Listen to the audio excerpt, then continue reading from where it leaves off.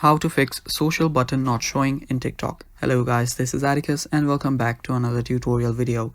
In today's video, I'll teach you guys how you can fix your social button not showing in your TikTok profile. So let us begin. First, open up your TikTok and go to your profile section. Now under here, you should be seeing a social button if you have added one. If you don't see it, it might be because you have not added it. So to add that, tap on edit profile. And under social, you will need to add your YouTube or Instagram. So let me just add my YouTube and wait for it to load. I'll just use my Google account. Tap on continue.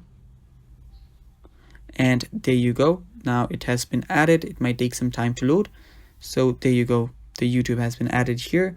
Now that is basically how you add your social button on TikTok. But if you can't do that, what you'll need to do is tap on the three lines on the top right, go to settings and privacy, scroll down all the way, go to report a problem, and after you're on report a problem, scroll down.